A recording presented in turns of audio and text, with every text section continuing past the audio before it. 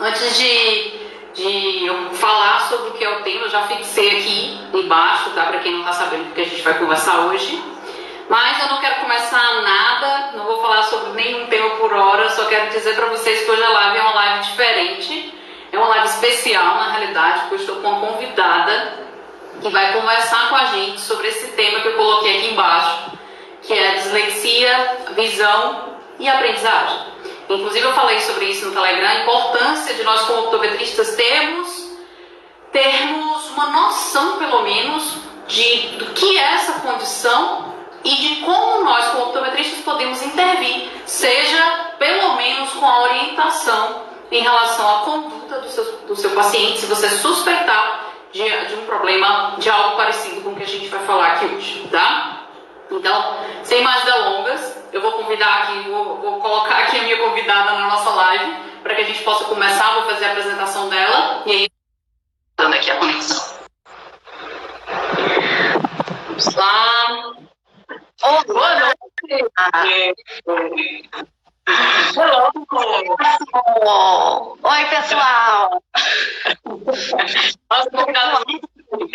Pessoal do Facebook, ó, você está sendo transmitida do Sim. Pronto, pessoal, deixa eu apresentar esse ser humano ilustre que acabou de entrar aqui na nossa live, tá? E eu estou participando da live dela, porque na verdade a gente está fazendo uma troca aqui. Então, deixa eu apresentar.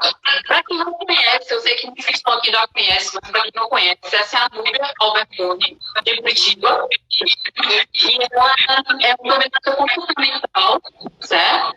É terapeuta visual e tem algumas áreas de formação na área de desenvolvimento infantil, atua com reflexos primitivos e também fototerapia sintomas. Ela também é professora da graduação de optometria e pós-graduação de optometria. Amiga, seja bem-vinda a essa live. Obrigada pelo convite. Que bom que a gente está aqui hoje. Estou feliz. Para falar desse tema super complexo, né? Mas que a gente vai tentar trazer o máximo de simplicidade para ele, para a compreensão. Isso. Pronto. Então vamos lá, né? Pessoal, eu apresentei aqui a Núbia, certo? Vocês, para quem não conhece, agora já conheceram, depois quem não segue ela, segue lá, ela faz um trabalho bem bacana. Então a gente vai falar sobre esse tema, que na verdade é um tema que eu não domino, é a responsabilidade dela. Mas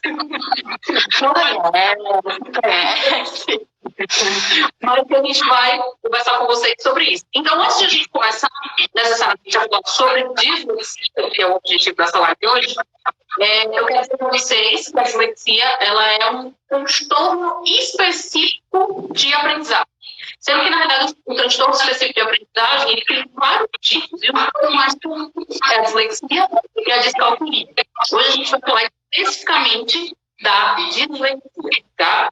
Então, nós vamos dar início aqui às definições, a Núbia vai conversar mais com a gente sobre isso, de forma bem tranquila, para que a gente possa entender, tá? Eu vou ler só um texto aqui rapidinho do autor, para a gente dar início, tá?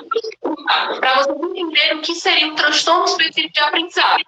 Que é um grupo de funções na qual existe uma discrepância entre o desempenho escolar em um ou mais domínios acadêmicos e a habilidade cognitiva geral do indivíduo, excluindo como causas primárias outros fatores de risco, como deficiência sensorial, pobreza, estimulação, experiências pedagógicas inadequadas e etc.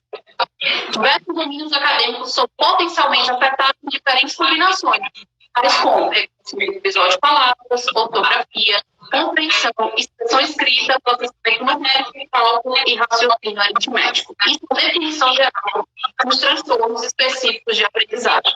Tá? Isso. Amiga, antes da gente continuar, só deixa eu te perguntar, você está me ouvindo bem? Eu estou te ouvindo bem. Eu não sei, gente, se o meu áudio também está ruim, mas parece que o seu ele também, porque o pessoal está falando que está ruim.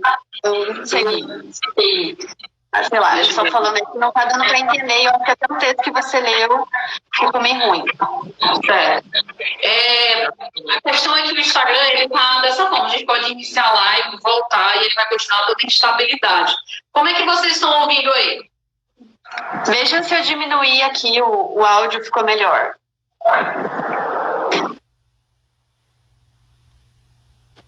Vocês estão me ouvindo?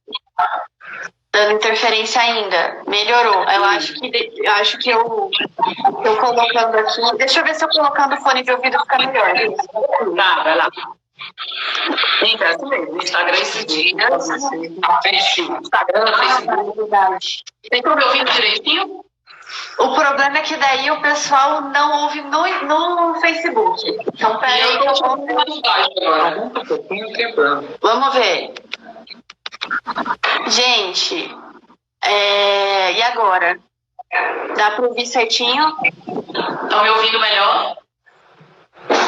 Ouvimos aí, a nuvem melhorou. Então, acho que meu áudio estava bem ruim. Melhorou um pouquinho. Tá dando interferência dos áudios. Vai escutar aí para ver se melhorou. E aí, o meu melhorou? Não sei se o meu estava ruim. É que ele tava meio picando, sabe? Eu acho que agora ficou melhor. Agora dá pra ouvir as duas, ó. Deu boa. Da Rebeca não melhorou.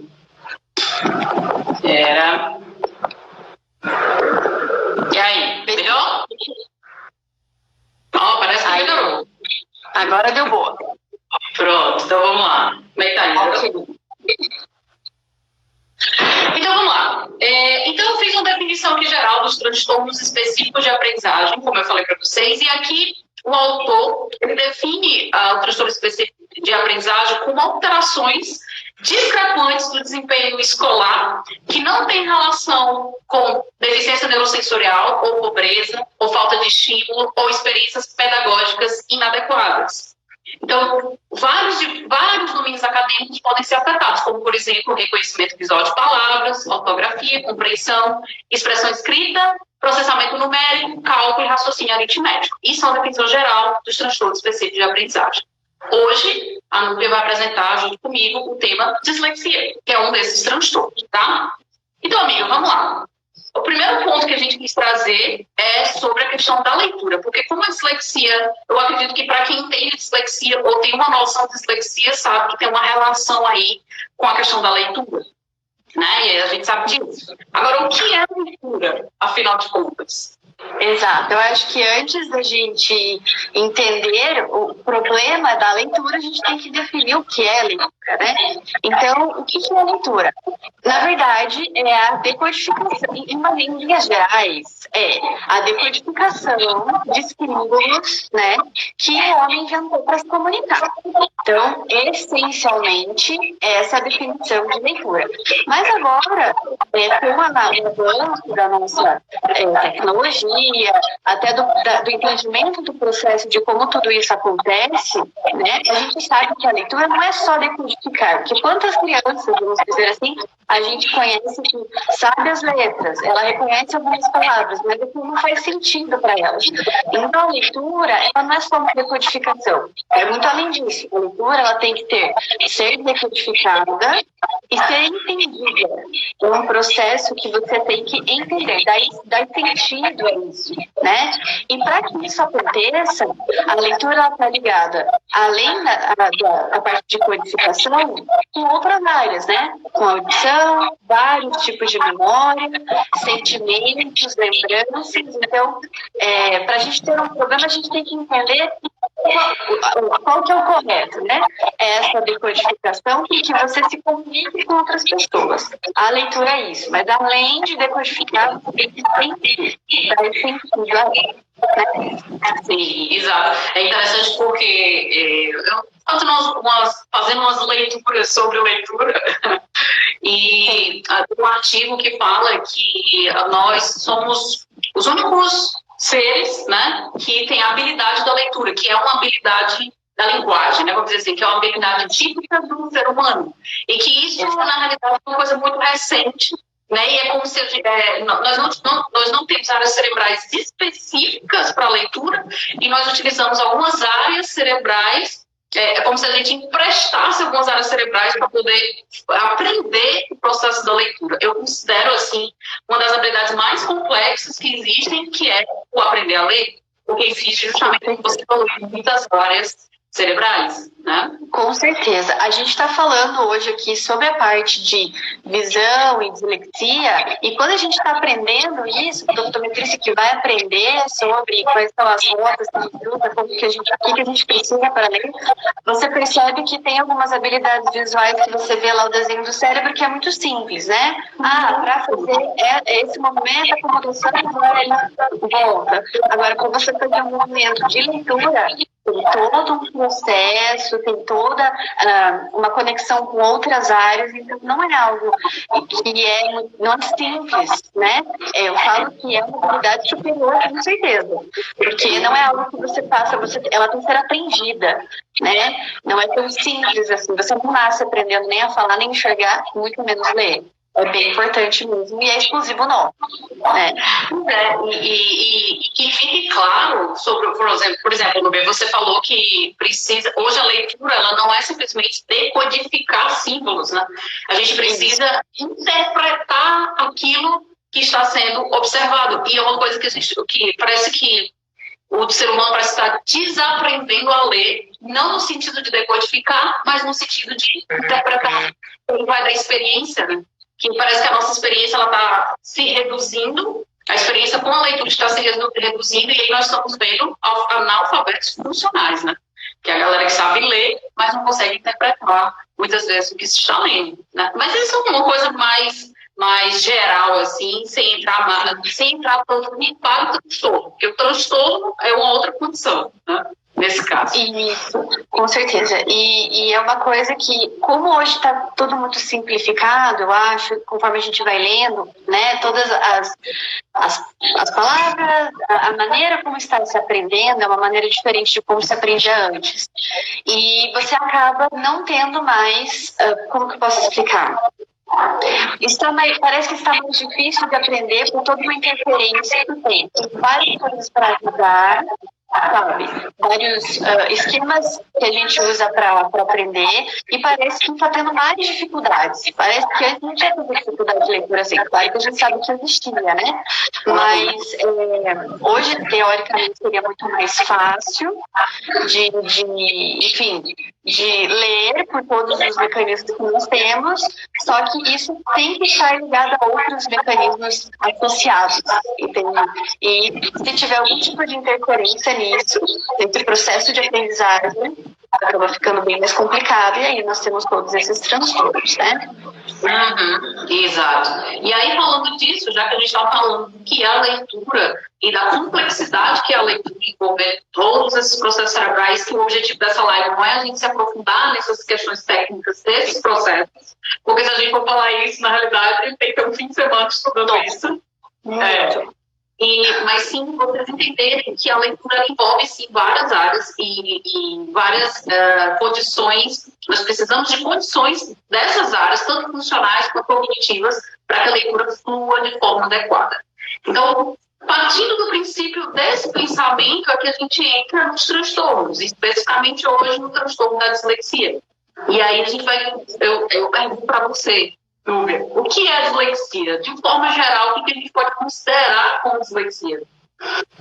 Gente, a dislexia, ela é essencialmente um problema de leitura, né? Então, muitas vezes, a pessoa que ela tem o diagnóstico de dislexia, ela consegue reconhecer as letras, mas na hora de juntar para formar a palavra, para fazer a leitura, fica bem complicado, né? Porque ela não consegue, ela às vezes consegue decodificar, mas ela não consegue ler mesmo, né? Fazer a junção dessa palavra.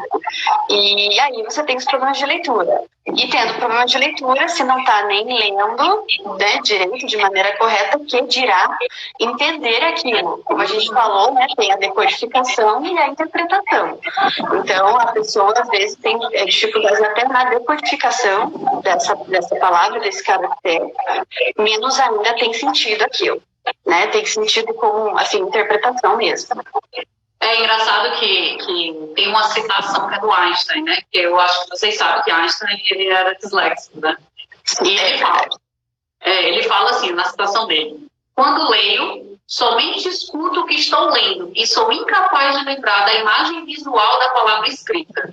Ou seja, é aquilo de você ver a palavra e identificar, ou seja, decodificar ela, os símbolos, mas você não faz uma conexão com a imagem visual ou a memória visual dessa palavra e não conseguir fazer a interpretação do que se está decodificando. Né? E aí entra também nesse contexto da dislexia. É tanto no ver que antigamente eles usavam um termo que chamava cegueira verbal, né? Antigamente, antes de se ter o nome dislexia, falavam cegueira verbal, né? Que as pessoas não conseguiam viam o que conseguiam ver as letras, os símbolos, mas não conseguiam ou interpretar, ou fazer associação, ou muitas vezes tinham problemas para escrita mesmo, enfim. E aí, lá no comecinho, quando começou a se identificar, o pessoal levava muito para os oftalmos, né? Porque associavam a um problema direto da visão, e foi descoberto que não é um problema direto da visão, e sim um problema mais neurológico, né? A gente acha que a dislexia é algo muito novo, né, Rebeca? No sentido assim, a neurociência ela é uma disciplina muito nova, né? A neurociência ela é relativamente nova, foi no último século que começou a se estudar dessa maneira que a gente vai explicar aqui hoje, todos os sistemas visuais e todos os processos neurais. Mas dá a impressão que a dislexia acabou de acontecer, né? Acabaram de descobrir. E não, já faz um tempo. Einstein já tinha alguns sinais, ele já reportava isso. Se a gente for ler, todas as classificações e nomenclaturas que a gente está falando, já faz muito tempo que elas existem, tipo, com outros nomes, né? Quando eles pesquisavam, eles estavam, já se pesquisava por que algumas pessoas liam e outras tinham muita dificuldade, mesmo depois de adultos, às vezes, né? Exato. Amiga, deixa eu te falar uma coisa. Tu tá com fone de ouvido aí? Tenho fone de ouvido. Eu vou colocar aqui. Como tá conectado no Facebook, no Instagram, pode ser que esteja usando conta disso. Aí pode conectar o fone de ouvido no seu celular, entendeu? Pra ver se melhora. Tá, peraí, deixa eu fazer um teste. Tenho aqui.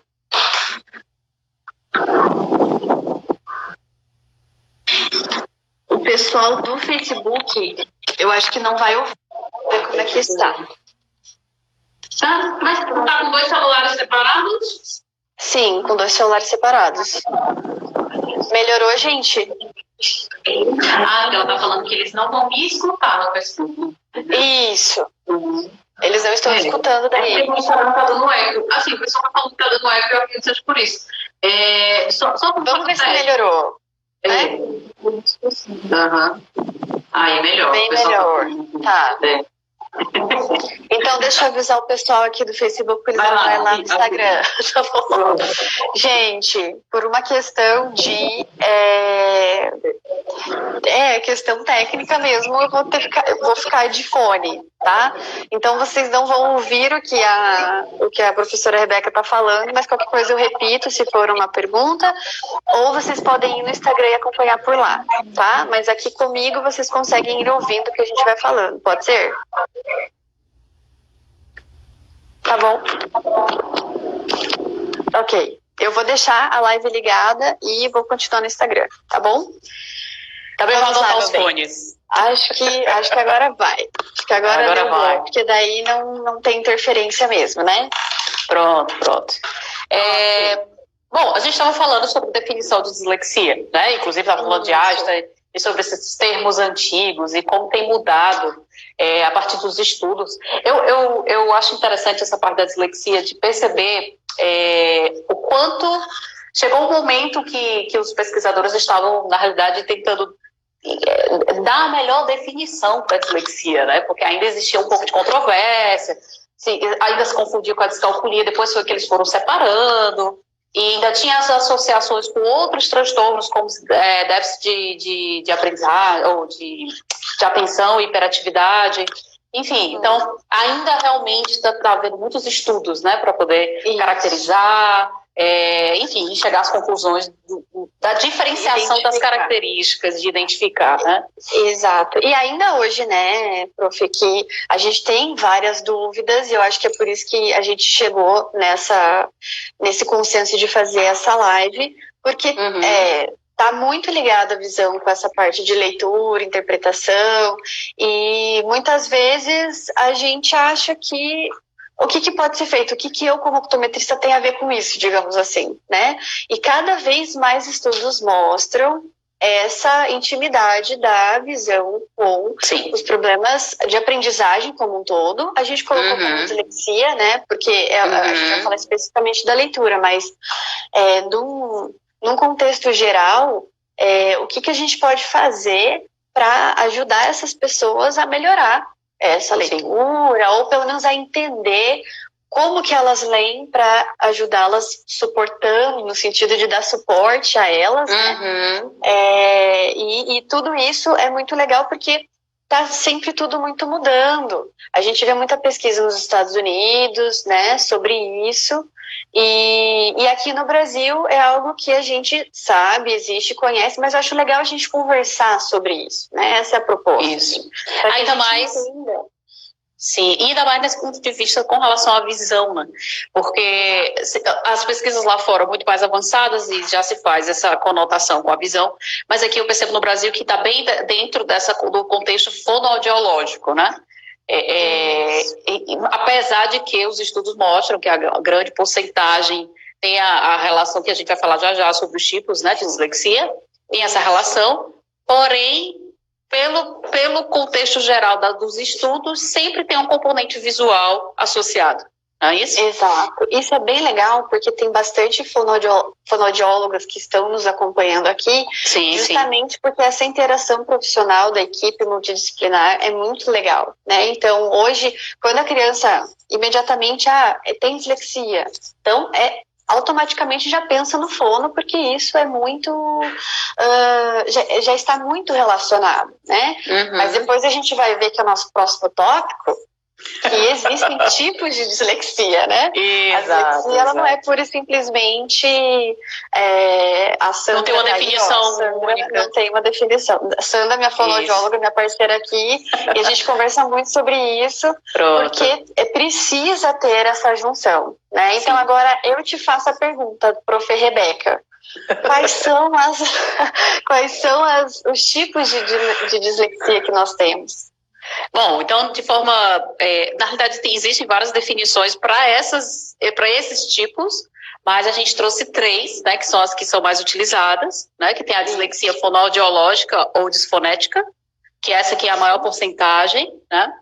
Aí tem a dislexia visual ou diseidética, que a diseidética é um termo bem estranho, mas que a gente vai falar um pouco sobre isso. E tem a dislexia mista, que é um pouquinho de cada uma das duas anteriores que a gente falou. Então, em termos de porcentagem, né, a fonológica ou disfonética está em torno de 67% dos casos.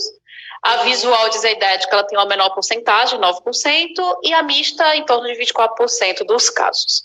E aí, profa, vamos falar um pouco sobre que cada uma, mais ou menos, quais são as características delas, né? Vamos começar, então, pelos termos que não são conotações ruins. A gente tem que entender, gente, que, como a gente falou ali, a leitura, ela é uma decodificação, né? O som, da mesma forma, você também tem que codificar. O som também é um sentido, é uma das nossas principais vias de entrada. Então, como ela é um sentido, ela tem que ser sentido, e tem que dar sentido a ela. Parece tudo muito misturado, mas é exatamente isso, né? Então, a gente tem que decodificar o som, nós temos que decodificar as grafias. Então, esse processo de decodificar uma letra, decodificar uma palavra, visualmente falando, a gente chama de eidética, tá? E aí, você reconhecer um som de uma palavra chama-se fonética. Por isso que a gente fala que quando tem um problema na decodificação visual, nós temos uma diseidética. Por isso que é dislexia diseidética, porque ela tem um problema no reconhecimento da palavra visual, né, visualmente falando. Já a parte dos fonemas, né, de como você fala essa palavra, você tem uma eidética e fonética. Isso, disfonética. Né? Disfonética é o problema, né? Quando você tem um problema no reconhecimento desse fonema. Então, esses termos são bem estranhos, não estão, às vezes, a gente não está acostumado com eles, mas é importante que a gente fale, porque essa é a diferença. Então, você pode ter uma dislexia que ela é visual, vamos chamar assim mais fácil, né? Uma dislexia visual, tem um problema da decodificação do visual da palavra, ou você tem um problema na identificação de reconhecer essa palavra através do som. E você pode ter a mista, que eu vendo, assim, no meu dia a dia é a mais comum, tá? Que, assim, chegou, geralmente ele já vem encaminhado, né, do fono, mas se a criança não passou por um fono, ela tem uma dificuldade de leitura, tem que passar pelo fono, porque a gente tem essas duas habilidades. São os dois braços, né? São os dois braços para leitura, que é o braço visual e o braço auditivo, fonoaudiológico, né? Isso, exatamente. E essa interação entre a visão e a audição, ela é básica, né? Então, às vezes, o que a gente percebe é que a criança chega lendo, mas não entendendo. E aí, às vezes, a criança sabe ler, mas não, ela sabe ler para ela, mas ela não pronuncia isso. Isso é bem interessante, Rebeca, porque assim, as crianças de hoje, elas têm uma mania de ler em voz baixa. Tá? Sim. Então, você pede para ler, vou ler alguma coisa, vou ler uma tarefa. A criança, antigamente, pedia-se para a criança ler em público. E essa parte de você ler alto é muito importante, porque é bem essa parte que você vai olhar, reconhecer... E conectar o som. Exatamente, que você faz essa sincronia. Como as crianças não fazem mais essa leitura alta, primeiro porque a leitura em si, assim, vou ler um livro. Hoje em dia, nas gerações atuais, não é tão comum assim, né? E hoje é muito mais fácil a criança gostar de ficar no celular do que ler um livro, por exemplo. Esse é o que eu quero dizer, né? E aí, essa leitura em voz alta que faz, né, essa conexão acaba sendo primordial para que você tenha essa sincronia entre a parte visual com a parte auditiva. Né? Então, a gente precisa incentivar, primeiro de tudo, antes da gente continuar falando e daí correlacionar de fato com a visão, é importante que a gente incentive os leitores, os novos leitores, para que eles façam essa leitura em voz alta, tá? Alguém falou aqui alguma coisa que é característico do disléxico de ler baixo. Ler baixo. Né?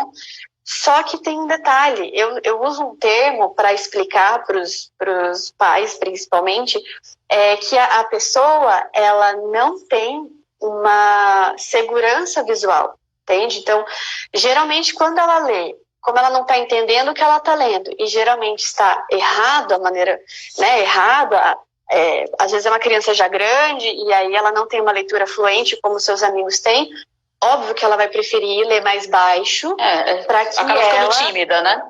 Exatamente. Não tem, é o que eu falo, não tem segurança visual, não tem assim, não. Eu tenho certeza do que eu tô lendo, é isso aqui mesmo, eu vou ler mesmo que a palavra seja difícil. Entende? Nesse sentido que eu quero dizer. Então, é importante que a gente incentive, porque a gente tem um termo na optometria comportamental que você tem que dar a oportunidade para você ter o êxito. Né? Então, se a pessoa lê baixo, incentive ela a ler alto, porque ela pode ter um êxito maior nisso, ela pode ver onde ela está errando. Você conhece um instrumento chamado sussurrofone? Não. Aqui no Paraná, uma professora inventou, eu não trouxe um aqui, senão eu mostrava para vocês, depois eu mostro. Ele é como se fosse um telefone, assim, de cano, e aí uma das mães das minhas pacientes pintou ele, porque ele é cano mesmo. Sei. E o que ele faz? Ele aumenta o volume da criança. E por que é sussurrofone? Porque elas leem bem baixinho, e aí isso aumenta e elas conseguem ler, e eu trabalho em terapia visual a parte visual, mas com essa parte esse aumento, digamos assim, sabe? E é bem legal, porque a gente faz ditados com isso. Por quê? Para que a criança visualize e se correlacione a palavra escrita com a falada, entende? Né? Então, assim, são coisas muito simples que às vezes ajuda, né? Mas, claro que não resolve, porque tem outras coisas envolvidas, sempre tem que estar com um profissional junto, com fono, de preferência, sempre falo que psicopedagogo, fono e optometrista deveria ser uma tríade inseparável, né? Inseparável. Mas isso é bem importante, né? Que a gente incentive as crianças a não terem medo de ler, a que a gente incentive elas a que o que ela está lendo é aquilo mesmo, e se tiver errado não tem problema, porque daí a gente consegue ajudar, né? Quando elas ficam e consegue identificar muitas vezes precocemente a tendência, né, ao distúrbio. Exatamente, então é muito importante isso, eu acho. O Fabrício colocou aqui, fez uma colocação sobre, acho que você está vendo aí, né? Se a dislexia é a ausência do processo de interpretação de uma determinada figura, acredita que um diferente idioma pode ser alternativo, vi casos que se preferem o inglês, por exemplo. Eu vi algo em algum dos artigos que eu li sobre dislexia que fala sobre essa questão, Fabrício, da conexão do som, que é como a Nubel está falando, com o símbolo daquele idioma, da palavra, né? E aí, quanto mais próximo for o som da palavra escrita, mais fácil é para essa conexão. Quanto mais... Diz que o francês, acho que é o francês e o inglês, eles têm muito... foge muito isso, de ter sílabas que o som acaba não conectando com o símbolo e acaba sendo muito mais complexo. Inclusive tem estudos até do pessoal do Japão, por conta da simbologia que é utilizado.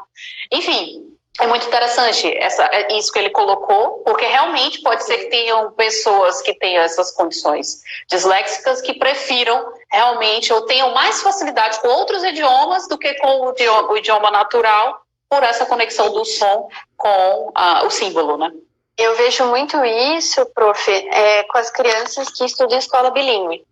Sim. Então, às vezes, eu tenho uma criança que ela vai muito bem no inglês, que não é a língua mãe dela. Sim.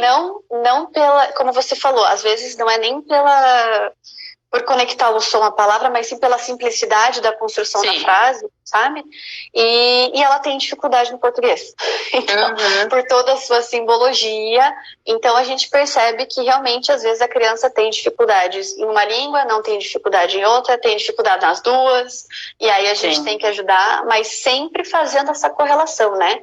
Entre a parte visual e a parte auditiva. A gente precisa, a gente não pode sair daqui sem isso. Que para você ler, você tem que decodificar de forma visual e de forma auditiva as palavras, né? Isso. E aí, para a gente saber, né, Rebeca, mas e daí como é que eu identifico se uma pessoa tem ou não, ou pode ser potencial para ser disléxica? Como que a gente faz isso, né? Aí vem aquela questão, né? Porque tem muitos, porque assim, eu fico me perguntando, como são características muito associadas à leitura, se tem como ser identificado antes mesmo do início do processo da leitura, que está ali em torno de 5 a 7 anos, né, vamos dizer assim. Se existem alguns sinais que podem ser identificados ou alguns suspeitos que podem ser identificados antes mesmo desse processo. Eu não sei se você tem pacientes que já chegaram para você com diagnóstico já predeterminado antes desse período de leitura, ou se foi só no período da fase escolar, o que você tem visto aí na tua experiência? Então, para você diagnosticar a dislexia, quem faz esse diagnóstico geralmente é o neurologista, né? Então, sim. quando, por mais que, por exemplo, tenha todas as características de dislexia, tanto na avaliação psicopedagógica quanto na avaliação fonoaudiológica, eles colocam, né, a suspeita e quem bate o martelo é o neurologista. Então, tem várias coisas que eles têm que levar em consideração, né? Faz uma análise comportamental e das estruturas, para daí você falar, sim, essa pessoa é disléxica. Mas, para você falar uma coisa assim, você tem que ler ou não ler, né? Na idade que é aceito que todo mundo já tem que estar lendo. Hoje, esse processo começa muito cedo, na minha opinião, cedo demais, né? Antigamente, a gente começava a aprender a ler com 7 anos, 6,5, 7 anos. Hoje, crianças com 5 anos e meio já tem que dar conta de ir... E ainda tem uma pressão social para isso, né? Exatamente. O que eu acho, assim, tem países desenvolvidos que até os 7 anos a criança só brinca pula e brinca e fazem atividades lúdicas, porque quando a gente estuda todo o desenvolvimento visual, a gente vê que seria o ideal, porque a criança ainda está desenvolvendo a interação com a parte motora, então seria bacana esperar um pouquinho, né? Mas o que eu percebo, Rebeca? 2 coisas. Às vezes a criança ela é diagnosticada com dislexia e ela chega para mim com um problema vergencial, tá? Então às vezes a criança chega e fala: eu vejo duplo. Claro que ela não sabe que ela vê duplo, né? Até que a gente mostre para ela, até que isso venha a consciência, né? De maneira que ela veja que ela vê 2. Ou problemas de foco, né? Problemas acomodativos. Às vezes, crianças que têm altos graus que não foram corrigidos. Então, como você leu lá no começo, o que a gente tem que entender, gente? A dislexia, ela existe, só que ela precisa ser investigada de maneira auditiva e de maneira visual. Porque já chegou pacientes com diagnóstico de dislexia que não conseguiam ler porque tinha estrabismo. Né, um estrabismo intermitente, então a pessoa, assim, o pai para conseguir ver não é tão simples, e às vezes trazia só para perto, então ela tem uma síndrome alfabética ali que às vezes você olha o olhinho tá assim, às vezes olha também e voltou. Então assim, e às vezes não se dá conta o quanto isso prejudica, né, o quanto isso é complicado. Então assim, o que é o interessante? Primeiro, quando levar a pessoa, né, a criança, para fazer a avaliação? A partir dos 6 meses, praticamente todas as nossas habilidades visuais já estão pré-estabelecidas. Você já consegue mensurar e ver se esse desenvolvimento está sendo feito de maneira correta, né? Então, ali próximo aos 7 meses, depois dos 7 meses, eu já acho que é bacana a pessoa começar a pensar em levar para ver se está desenvolvendo bem, né? Depois disso, aos 2 anos, geralmente são os marcos motores, né, Rê? Que eles, assim, 6 meses que começa a andar, depois 2 anos, que é quando a gente está finalizando a fixação, e aí você percebe que tem crianças que não tinham problemas na primeira infância, e depois dos 2, 3 anos começam a ter um pouquinho mais de sinais ali, e se tá tudo bem, então leva lá na faixa um pouquinho antes da alfabetização, porque a gente já consegue identificar se essa criança está tendo um desenvolvimento visual correto. Às vezes ela nem sabe falar ainda, né? Mas ela não sabe nem ler ainda, mas você consegue ver se esse desenvolvimento está sendo feito corretamente. Então, assim, dá pra gente falar que uma criança é disléxica antes mesmo dela aprender a ler? Geralmente, né, até onde eu sei, os neurologistas, eles esperam a idade de alfabetização para dar esse veredito. Você consegue perceber alguns tipos de comportamentos que te sugerem isso, né? Então, assim, professoras que estão bem atentas já falam, nossa, a sala toda já consegue, com 5 anos, identificar algumas letras. Essa criança não, ou ela é muito infantil ainda para a idade dela. Às vezes não é nenhuma questão assim de não reconhecer algumas coisas, mas coisas muito simples, como cores, como partes do corpo, e tá ligado com várias habilidades visuais, né? Mas o que é importante? Que essa criança não tenha nenhuma interferência de entrada visual, né? De estrabismo, de alto grau, de acomodação. E aí tem que ser avaliado, não tem como. Às vezes os pais falam, meu bem, como que eu não vi? Eu falei, mas como é que você ia ver, meu bem? Tem como ver se não avaliar? Tem como, eles se sentem mal, mas não é para se sentir mal, né? Porque não é simples assim. E falta muita informação também, né, amiga? Exato, e é por isso que a gente está fazendo essa live, para que as pessoas entendam um pouquinho mais como que funciona todo esse processo. E existe. Pode ser outras coisas? Também pode, então a gente tem que ir descartando as coisas, né? E aí me fale, Rê, quais são os sinais e sintomas que a gente vê no disléxico ou às vezes até previamente ali na... Vamos falar assim que de forma geral, né, com as definições gerais que a gente acaba vendo, porque na realidade são muitos autores que estudam a dislexia e tem muitas características, mas se a gente pegar assim de forma geral, nós podemos ter sintomas de dislexia mesmo. Vale ressaltar que a gente está tentando deixar claro que a dislexia é um transtorno neurobiológico, tá? Então, o que a Nubia acabou de falar é que se a gente precisa descartar todas as alterações de entrada visual, até mesmo de processamento, e também de entrada auditiva, para poder chegar à conclusão de que o paciente, através de outros testes, também tem dislexia.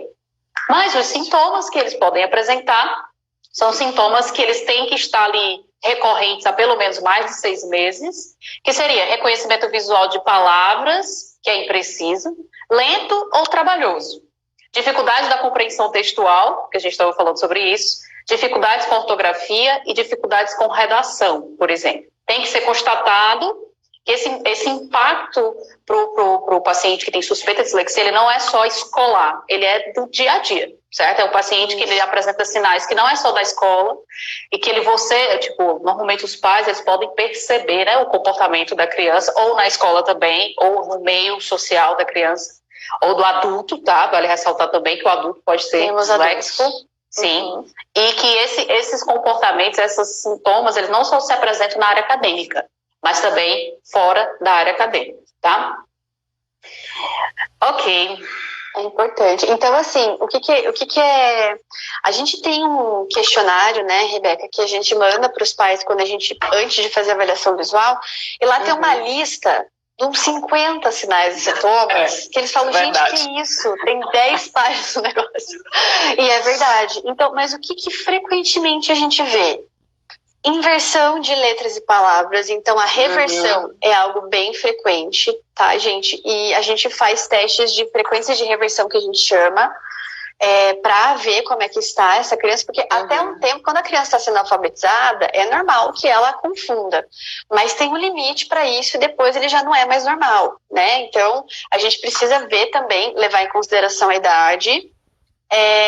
A criança, ela geralmente salta, além dela omitir, substituir, né, trocar, reverter a letra, ela come letra, ela salta a palavra, ela pula a linha na hora que ela está lendo, ela lê um texto, pode ser um texto pequeno, você pede para ela falar, e aí, o que você entendeu? Ela fala, vou ler de novo, porque eu não entendi, né? E quantas vezes isso acontece com a gente também? Estamos lendo, falo, acabei de ler uma folha, não lembro nada do que eu li, pera, vou voltar ali para ver, né? Então, só que isso acontece com frequência com essas pessoas, né? Essa leitura baixa, ou não gosta de ler, não gosta de vocalizar, porque tem vergonha, porque não lê bem, porque é uma criança que às vezes já tem 9 anos e com umas palavras muito fáceis de reconhecer, ela já não consegue decodificar corretamente, né? Então, assim, todos os sintomas de leitura, dificuldade de leitura, já passou dos 7, 8 anos e ela continua tendo problemas com palavras fáceis, que é do dia a dia, você tem que acender um sinal amarelo, né? E aquilo, precisa avaliar as vias de entrada e processamento. O que é legal a gente recordar? As vias de entrada, quando a gente fala, gente, olho como via de entrada, ouvido como via de entrada, né? Então, você mede a porcentagem de visão, que é a acuidade visual, e mede a porcentagem de audição, que é a porcentagem auditiva, que é a audiometria, lembrei. Mas não é só isso, né? Quantas crianças têm uma boa acuidade visual, elas têm uma boa, teoricamente, não tem nenhum problema visual ali, e aí quando você faz outros testes, você consegue perceber que não é só a consegue perceber, não, com certeza não é só a acuidade visual que manda, porque tem outras habilidades e também tem a parte de processamento. Porque às vezes, como a gente falou, às vezes a criança aparentemente não tem nenhum problema, mas quando as entradas estão ok, mas o processamento já não está lá, essas coisas. Tão bom, né? Então daí você tem você tem que fazer o PAC, que é o auditivo, sim, que é o processamento auditivo central, e você também tem que fazer uma avaliação do seu processamento visual, que somos nós que fazemos, né, daí essa parte de processamento, porque você pode ter um problema na via de entrada, ou não, no processamento, porque daí as vias de saída, que é o quê? A linguagem, a escrita e a postura, porque o comportamento também, vão estar daí comprometidos. Essa criança não para, sassarica o tempo todo, não tá nem aí para ler, não quer fazer uma produção de texto, e a gente acha que tem outras coisas associadas, mas é porque é muito difícil. Uma coisa que é importante a gente lembrar é que quando a gente faz na optometria comportamental, a gente quer que essa pessoa, que essa criança, ela tenha o seu máximo a sua máxima eficiência visual com o menos gasto energético possível. Então, às vezes, a criança lê, mas é um sacrilégio ler. Meu Deus, gente, é muito chato isso aqui, eu não quero fazer, eu leio porque eu sou obrigada, entende? Não. Sim. E sabe uma coisa que eu sempre falo, para as pessoas entenderem isso? Gente, andar cansa. Tipo, se você andar muito, se você correr uma maratona, você vai cansar, né? Cansa, você correr, mas assim, andar normal, do dia a dia. Não deveria cansar de você ficar fazendo algumas coisas no seu dia a dia. Você fica cansado por todo o gasto energético que você teve, mas você não fica exausto. Meu Deus, eu tô exausto de andar, né? Por que a gente fica exausto de ler? Né? Depois leu metade de uma folha, meu Deus, eu tô com sono, não consigo mais ler. Tá gastando muita energia para fazer uma atividade que é para ser relativamente simples, né? Exatamente. É isso. Por quê? Porque tem alguma coisa desorganizada, né? Exatamente. E às vezes a gente não dá muita bola para isso, fala, não, isso aqui é normal, isso aqui. E na verdade você pode utilizar. Nossa, isso acontece muito. Direto. Ele é muito preguiçoso, ele não gosta, ele é assim mesmo. E aí, gente, é importante a gente lembrar uma coisa. Quando você tem 7, 8 e 9 anos, é a nossa fase mais competitiva. Se você fala assim, gente, tá aqui o pessoal entediado na quarentena, você fala para as crianças assim, quem achar mais pernilongo nessa casa vai ganhar uma bala. Minha filha, esse povo dessa idade, eles vão achar os pernilongos que você nunca viu na sua casa, né? Por quê? Porque eles são competitivos. Aí a criança que tem 7, 8, 9 anos não está conseguindo ler. Todos os seus amigos já estão lendo. Tá todo mundo entendendo o que ele tá lendo. Só ele que não.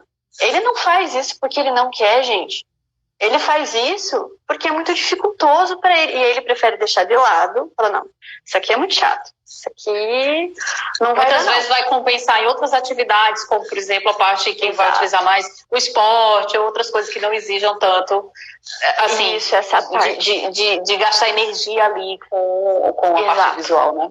Exatamente. E isso também é um sintoma, né? É um sinal que a gente pode, que o pai pode estar em alerta de ele é preguiçoso, tá, mas você já foi dar uma avaliada, ver o porquê que ele não está interessado, é porque ele realmente não quer, ou é porque tem um problema? E geralmente nós temos outros problemas associados, né? Sim. E aí vem, ou a criança canaliza para um esporte, ou ela para um mau comportamento.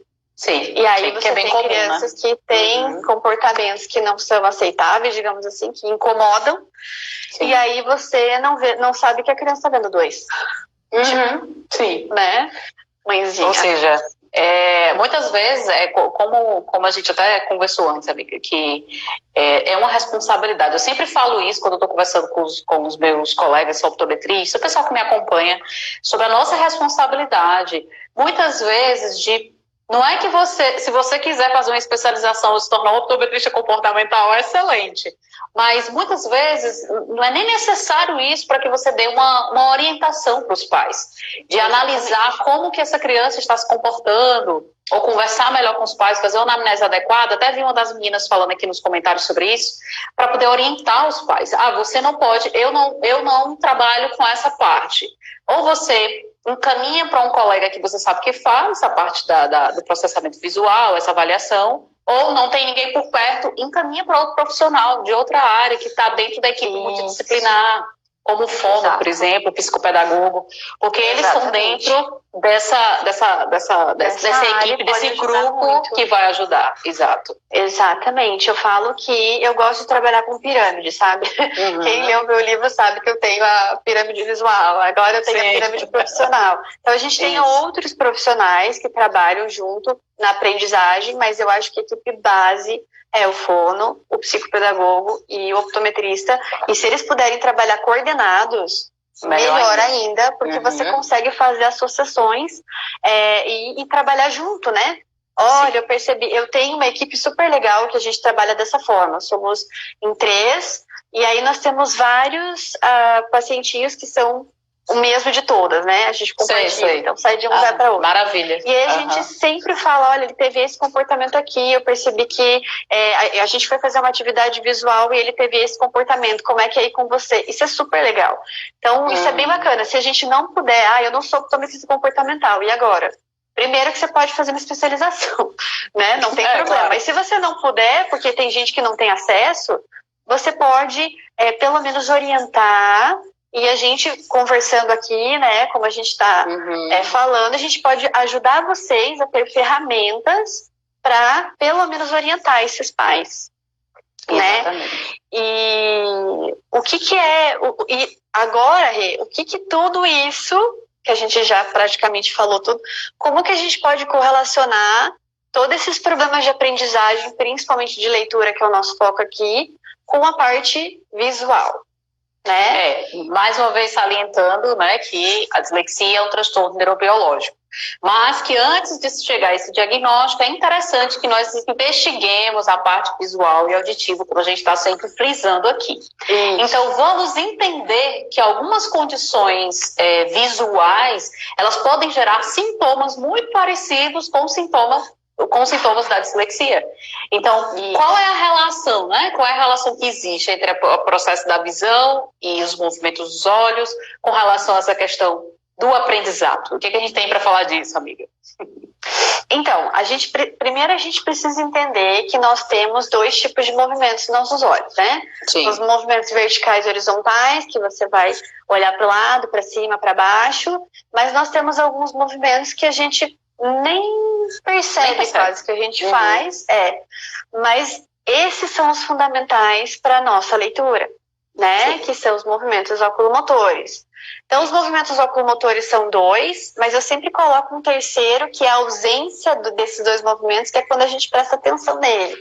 Que são os sacádicos, os segmentos e a fixação. Fixação. Né? Exatamente. Então, quando você vai ler alguma coisa, e ontem eu estava dando aula para os meus alunos, a gente estava falando sobre isso, é um processo, como eu falei, muito complexo. Não é tão simples você fazer um micromovimento horizontal ali. Porque se fosse só um olho, até que tudo bem. Toda uma rota. Mas são 2, e eles têm que se sincronizar. Né? O que eu sempre falo, Rê, que eu gosto de mostrar. Vou tomar liberdade aqui para dar uma mexida. Vai lá. O que acontece? Gente, pensa bem. Seu olho direito, para ler uma palavra, ele tem que fazer um micromovimento para fora. Seu olho esquerdo tem que fazer um micromovimento para dentro. E eles têm que fazer esse movimento de rastreio, tá? Digamos que você tem um problema na parte dos seus movimentos oculomotores, e o seu olho direito, em vez de fazer um micromovimento, antes que ele faça, o seu olho esquerdo já foi. E aí, o que acontece? Não tem sincronia entre os 2. O que a criança fala? Quando eu leio, as letras se movimentam. Ou eu vejo duplo. Ou eu vejo meio que amontoado. Ou perdeu uma palavra. Sim. Que perde, tá? Então, os movimentos sacádicos, que é importante a gente falar, o movimento sacádico, ele é esse movimento de salto que a gente faz para a leitura. Né? É esse que eu estava explicando aqui agora. O movimento de segmento é você seguir uma bola, né? É deslizar pelo seu campo visual. E por um exemplo, movimentos sacádicos, né? Eles são movimento de rastreio. Então eu estou olhando aqui, nossa, já estou sentindo que minha garganta está meio... Já preciso de uma água. Preciso de água, eu penso. Aonde é que está a água? E aí eu vou rastreando, vou olhando para a câmera, para o livro, Quando eu olho, antes de eu pegar e tomar, eu identifico aí sim eu pego para daí sim eu tomar. Então, gente, esse movimento sincronizado dos dois olhos, se ele não tiver sincronizado, vai ter uma confusão ali na hora que essa criança vai ler, e não tem como a criança ler, gente. Coitadinha, está vendo tudo confuso, está saltando tudo, não tem sincronia nisso, né? Então, esse é o ponto. Essa é a chave, essa é a dica, né? Como que você... Pode falar. Eu estava lembrando aqui que a gente estava falando sobre a eidética, né? Que é essa questão de você olhar a palavra e fazer a associação mental com a palavra. E a importância... com certeza vocês já viram aqueles...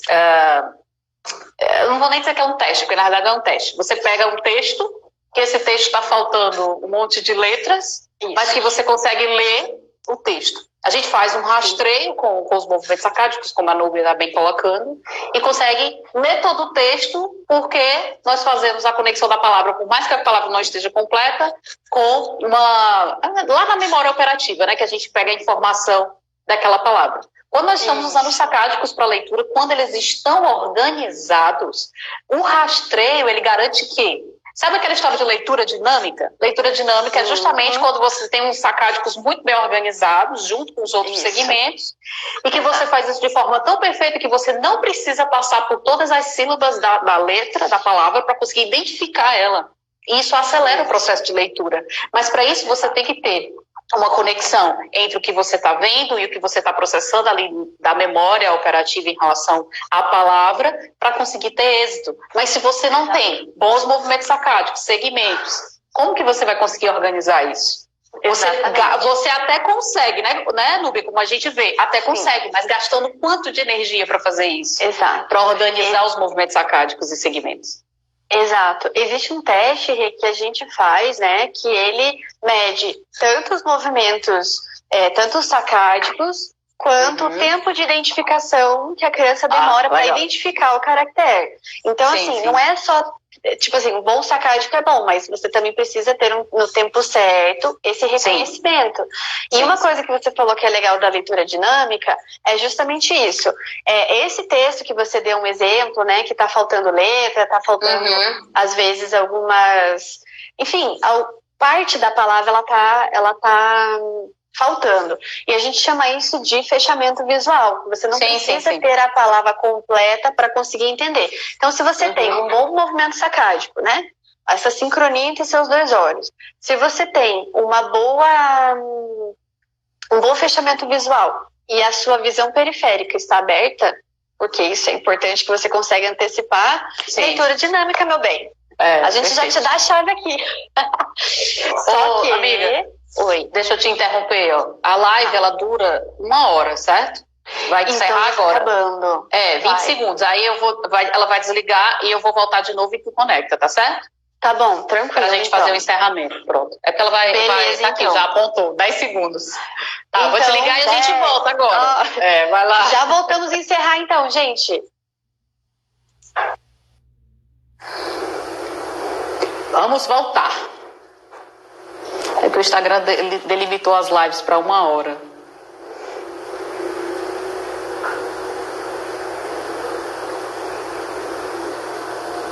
Vamos voltando.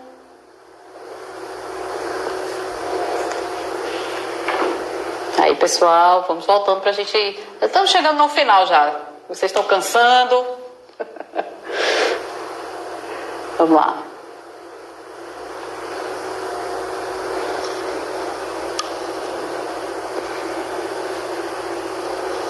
Deixa a Núbia voltar. A live vai ficar salva, tá certo? O Wagner, bem lembrado, a live vai ficar salva, tá? A primeira parte já tá disponível, já vai ficar disponível aí no Instagram. E a segunda também vai ficar vai ficar disponível também, tá? Pronto. Vamos lá.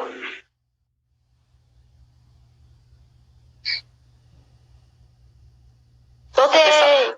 Opa, o pessoal aqui está dizendo que não estão cansados, que tá ótimo. Ai, adoro. Adoro falar desse assunto. Pensa, Maria, já tá nós dois falando das coisas, pronto. Menina, você já então, pensou? O quê? A gente fala muito e adoro, né?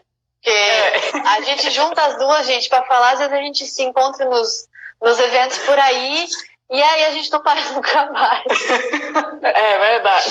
É muito bom, eu gosto. É maravilhoso. Mas é porque essas áreas que a gente, especialmente esses assuntos complexos que a gente fica queimando pestana, como a gente diz aqui. Adoro esses termos nordestinos. Adoro. Termo nordestino. Batendo cabeça para conversar sobre esses assuntos, porque é muito interessante. Então, amiga, a gente estava falando sobre essa questão dos movimentos oculomotores e a gente estava falando sobre leitura dinâmica e sobre a importância desses movimentos para o processo de aprendizado. Isso. De aprendizagem, né?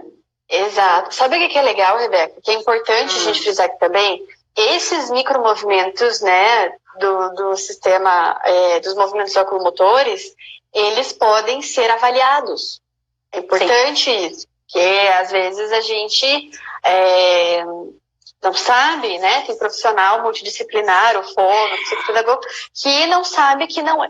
Quando a gente fala assim, não é só acuidade visual, tá? Então, qual outras coisas que vocês medem que não é só, que vocês avaliam, que não é só a parte de acuidade visual? Movimentos oculomotores é um exemplo bem específico disso, né? Que precisa ser avaliado até para você saber se tem um problema, você precisa avaliar, né? E você avalia para você acompanhar como é que está esse processo, né? Como é que está esse crescimento, a evolução desse caso. Então, a gente fala aqui da optometria comportamental, que foca bastante nesse sentido, mas a gente consegue, é muito simples, né? Fazer essa avaliação e é importante que isso seja avaliado, porque no decorrer do acompanhamento, né? Você tendo um problema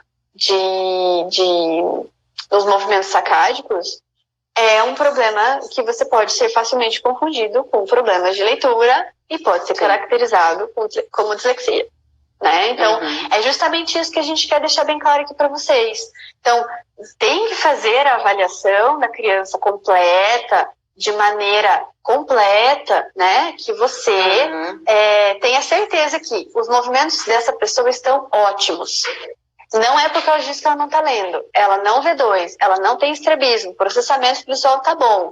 Então, vamos ver a parte auditiva. Como é que está a porcentagem? Como é que está o PAC? Temos um problema aqui. Mas geralmente, né, Rê, quando a gente pega pessoas que têm problemas de leitura, geralmente você vai ter uma alteração na parte dos oculomotores. Então, é bem importante a gente frisar isso. É algo que você pode avaliar de diversas formas, né? Não tem só uma. Então, eu não sei se eu vi esse movimento oculomotor se tá ou não. Então, faz o teste lá específico que a gente tem. São várias ferramentas que a gente tem para que você consiga ajudar essa pessoa que tem dificuldade de leitura. Exatamente. Pronto, então assim, a gente falou dos movimentos oculomotores, né? Tem outras condições de entrada que são mais evidentes, com insuficiência de convergência. Eu acredito que para todo optometrista é evidente, certo? Porém, tem muitos pacientes, que a gente avalia na optometria geral, que eles não têm alterações funcionais tão evidentes de entrada visual, porém, esses testes que são muito mais precisos, como a avaliação de sacádicos, é que vão realmente dar mais informações a respeito dessas condições visuais do paciente. E que tem que ter realmente uma avaliação mais ampla desses pacientes para chegar a essa conclusão, né? Exatamente. E é importante também a gente lembrar de que isso pode ser melhorado, né? Sim. Com a terapia visual, essa eficiência, como que esse oculomotor está ruim. E aí não tem mais o que fazer? Não, tem como fazer. Tem como treinar. Treinar, né? A gente tem como... E não é treinar o músculo. Também é importante dizer. São centros de controle que a gente tem lá dentro do nosso cérebro, lá no meio do nosso miolo mesmo, que a gente ajuda nesse sentido. Porque eu tenho muita gente que eu convidei que não é da área. Então, por exemplo, quando a gente fala de insuficiência de convergência, o que é insuficiência de convergência? É quando você olha de longe, os olhos estão retos, né, paralelos. Quando você olha de perto, automaticamente você tem que convergir, é obrigatório. Algumas pessoas falam, Núbia, eu acho que eu sou vesga, porque eu tava tirando uma foto, e aí a foto, eu fiquei vesga na foto. O olho ficou meio... bem aqui... Aí o instante de convergência aparece. Exato. Mas daí é importante a gente dizer isso, né? De que é importante ter, e os olhos, além de estarem sincronizados, eles têm que estar juntos numa distância confortável. Eu tenho pacientes que... Pronto, vamos lá.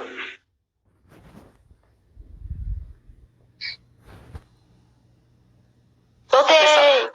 Opa, o pessoal aqui está dizendo que não estão cansados, que tá ótimo. Ai, adoro. Adoro falar sobre esse assunto. Isso, Maria, juntar nós dois falando das coisas, pronto.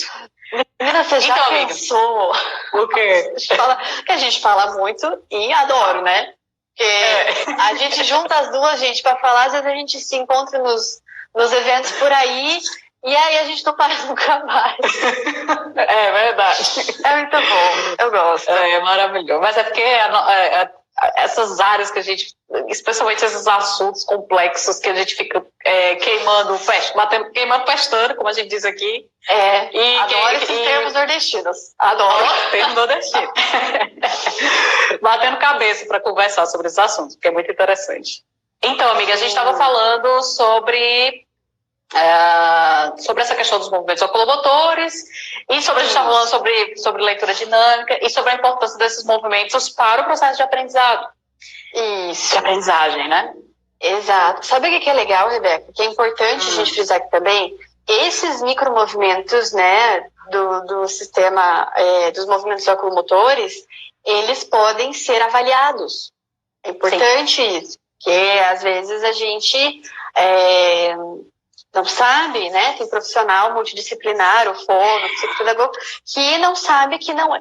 Quando a gente fala assim, não é só acuidade visual. Tá, então, qual outras coisas que vocês medem que não é só, que vocês avaliam, que não é só a parte de acuidade visual? Movimentos oculomotores é um exemplo bem específico disso, né? Que precisa ser avaliado até para você saber se tem um problema, você precisa avaliar, né? E você avalia para você acompanhar como é que está esse processo, né? Como é que está esse crescimento, a evolução desse caso. Então, a gente fala aqui da optometria comportamental, que foca bastante nesse sentido, mas a gente consegue, é muito simples, né? Fazer essa avaliação e é importante que isso seja avaliado, porque no decorrer do acompanhamento, né? Você tendo um problema nos movimentos sacádicos, é um problema que você pode ser facilmente confundido com problemas de leitura e pode ser caracterizado como dislexia, né? Então, é justamente isso que a gente quer deixar bem claro aqui para vocês. Então, tem que fazer a avaliação da criança completa, de maneira completa, né? Que você tenha certeza que os movimentos dessa pessoa estão ótimos. Não é porque ela diz que ela não está lendo. Ela não vê dois, ela não tem estrabismo, o processamento visual está bom. Então, vamos ver a parte auditiva. Como é que está a porcentagem? Como é que está o PAC? Ah, temos um problema aqui. Mas geralmente, né, Rê, quando a gente pega pessoas que têm problema de leitura, geralmente você vai ter uma alteração na parte dos oculomotores. Então, é bem importante a gente frisar isso. É algo que você pode avaliar de diversas formas, né? Não tem só uma. Então, eu não sei se eu vi esse movimento oculomotor se tá ou não. Então, faz o teste lá específico que a gente tem. São várias ferramentas que a gente tem para que você consiga ajudar essa pessoa que tem dificuldade de leitura. Exatamente. Pronto. Então, assim, a gente falou dos movimentos oculomotores, né? Tem outras condições de entrada que são mais evidentes. Com insuficiência de convergência. Eu acredito que para todo optometrista é evidente, certo? Porém, tem muitos pacientes, que a gente avalia na optometria geral, que eles não têm alterações funcionais tão evidentes de entrada visual, Porém, esses testes que são muito mais precisos, como a avaliação de sacádicos, é que vão realmente dar mais informações a respeito dessas condições visuais do paciente. E que tem que ter realmente uma avaliação mais ampla desses pacientes para chegar a essa conclusão, né? Exatamente. E é importante também a gente lembrar de que isso pode ser melhorado, né? Sim. Com a terapia visual, essa eficiência, como que esse oculomotor tá ruim, e aí não tem mais o que fazer, não. Tem como fazer. Tem como treinar. Treinar, né? A gente tem como... E não é treinar o músculo. Também é importante dizer. São centros de controle que a gente tem lá dentro do nosso cérebro, lá no meio do nosso miolo mesmo, que a gente ajuda nesse sentido. Porque eu tenho muita gente que eu convidei que não é da área. Então, por exemplo, quando a gente fala de insuficiência de convergência. O que é insuficiência de convergência? É quando você olha de longe, os olhos estão retos, né, paralelos. Quando você olha de perto, automaticamente você tem que convergir, é obrigatório. Algumas pessoas falam, Núbia, eu acho que eu sou vesga, porque eu tava tirando uma foto, e aí a foto, eu fiquei vesga na foto. O olho ficou meio... bem aqui. Aí o insuficiência de convergência aparece. Exato. Mas daí é importante a gente dizer isso, né? De que é importante ter, e os olhos, além de estarem sincronizados, eles têm que estar juntos numa distância confortável. Eu tenho pacientes que, quando tem suficiência de convergência, que a 30 centímetros eles não conseguem ver duplo e um pouquinho para trás deu boa. Né? Então, tem vários outros problemas associados que nós podemos, né, melhorar com a terapia visual. Então, tem que ser feito a avaliação correta para que você veja qual é o problema ou um dos problemas e você pode ajudar, tá? Então, você melhora a performance, que a gente chama, né? Esse rendimento, esse resultado qual que é o objetivo?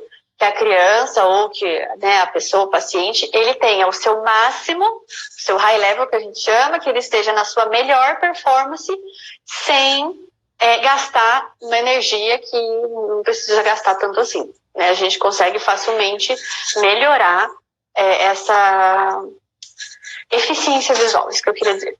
Isso. É importante que a gente está falando dessa parte de treinamento, terapia, e responder algumas perguntas que estão surgindo aqui, que tem a ver com o que a gente está falando, sobre... alguém perguntou, dislexia tem cura? Né? Aí a nossa colega aqui embaixo colocou, as terapias ajudam a amenizar os efeitos, isso é importante, porque quando a gente está falando de um transtorno neurobiológico que tem alterações estruturais, no cérebro mesmo, né? No cérebro, é diferente de um transtorno funcional, que a gente está falando de pacientes que têm insuficiência de convergência por um transtorno funcional, e que a terapia, na realidade, ela ajuda a recuperar aquela função, mas para transtorno biológico não, as terapias ajudam a contornar, melhorar mais as condições realmente do paciente que apresenta dislexia, por exemplo, mas não curar o problema, certo? Não existe cura, é importante dizer isso, né? A gente não cura a dislexia, o que a gente melhora? A eficiência visual. Esses problemas que a gente vê, por exemplo, tem um movimento oculomotor ruim, eu consigo, né, como terapeuta visual, melhorar esses movimentos oculomotores? Sim. Então, isso vai acabar ajudando na leitura? Sim. Mas talvez essa pessoa realmente tenha uma dislexia, na parte neurobiológica, tem uma alteração, então você consegue melhorar, mas, gente, não tem cura, tá? Então, a gente precisa diferenciar uma dislexia estruturada, neurobiológica, de problemas funcionais da visão e de processamento também. É importante que a gente lembre do processamento também, tá? E Núbia, quais seriam os sintomas visuais que poderiam ser confundidos com o problema de dislexia, por exemplo? O que a gente pode fazer a associação, assim? E dizer assim, não, esse aqui é exclusivo da visão, mas esse aqui pode ser sugestivo de dislexia. Ou então, quais são os sintomas que a gente pode considerar como indicativos para os problemas visuais, né? Então, quando você tem... Vamos falar dos problemas visuais, que é mais fácil. Porque quando a gente fala da dislexia, por que é complicado falar? Porque ela pode ser mista, que é o que é o mais frequente. Então, você tem problemas visuais e também tem problemas auditivos, que não é da nossa competência como optometrista definir isso, digamos assim. Sim. Né? Então, tem que estar sempre outros profissionais da área da saúde e aprendizagem envolvidos. Mas quando a criança apresenta problemas para ler, e a gente fala, gente, quando a pessoa já tem, assim, 8, 9 anos, que ela já deveria ter uma leitura um pouquinho mais fluente. É claro que em algumas palavras mais complexas a criança pode acabar dando uma travada. Mas, assim, palavras simples, ela ainda se confunde. Às vezes ela sabe falar, mas ela não sabe escrever. Ou escreve tudo de qualquer jeito. Não é que é de qualquer jeito, é porque fica mais difícil da gente ler e daí fica mais difícil de tipo assim, não, eu errei porque minha letra é feia, não é porque não sei. Sabe assim, acaba tendo outros mecanismos, confunde as letras, né? Confunde algumas grafias, ela inverte as palavras, ela salta linhas, ela salta ou omite palavras e letras.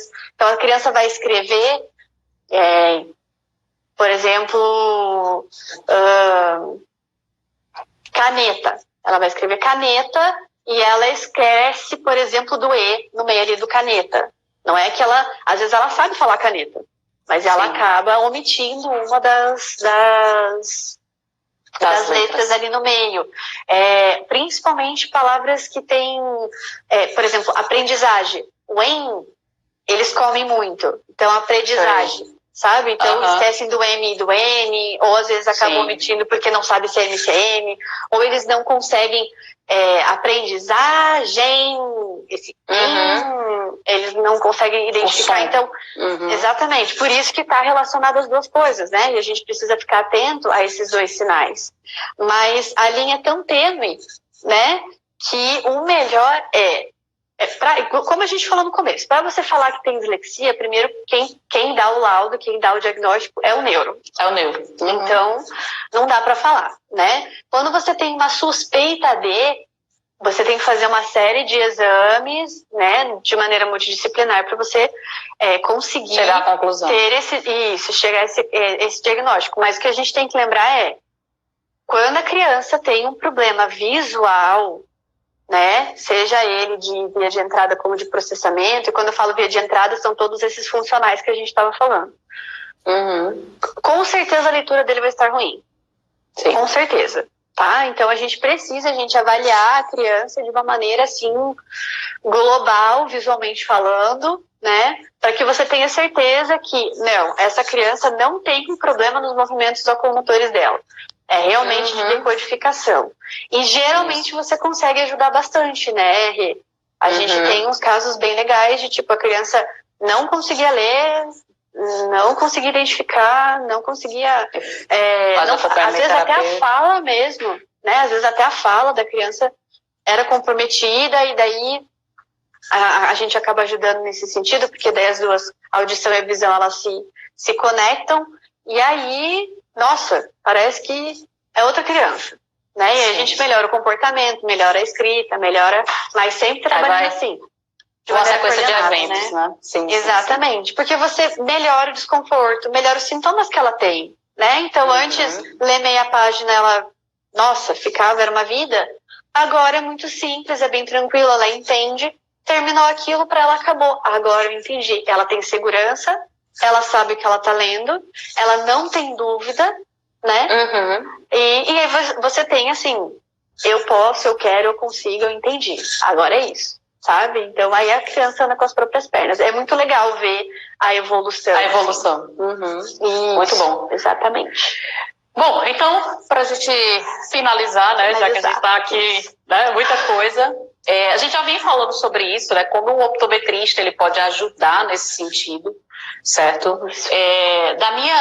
Do meu ponto de vista clínico, o que eu acho que o optometrista ele pode fazer realmente, você como optometrista tem que ter uma ideia, pelo menos, desses sintomas que a gente está conversando aqui nessa live, para que você possa orientar, mais uma vez, os pais, orientar o paciente de que ele precisa buscar uma avaliação mais específica da visão e da parte auditiva. De repente, não, mas eu tenho certeza, entre aspas, que esse paciente tem a propensão a ser disléxico. Quer encaminhar para o neuro? Encaminha, não tem problema. Isso. Mas é você entender que realmente o paciente ele precisa ter essa abordagem multidisciplinar, tanto para avaliação quanto para o acompanhamento terapêutico. Independente se ele tem dislexia ou não. Se ele tem dislexia, ele precisa de terapia multidisciplinar. E se ele não tem dislexia, mas tem uma disfunção visual, seja de entrada ou de processamento, ele precisa de um acompanhamento terapêutico, às vezes até multidisciplinar também, não é verdade? Exatamente. Eu sempre falo, Rê, que assim, ó, se a criança ela tem um problema de processamento visual, é quase que automático que ela tem um problema auditivo também. E se ela tem um problema auditivo, automaticamente é muito difícil você pegar uma criança e falar, não, essa criança aqui não tem nada.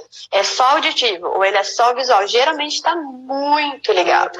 E aí, por que a gente fala, né, do fono e do optometrista? Porque são as vias de entrada. O psicopedagogo, porque ele vai ver a parte pedagógica e psicológica, porque também é importante.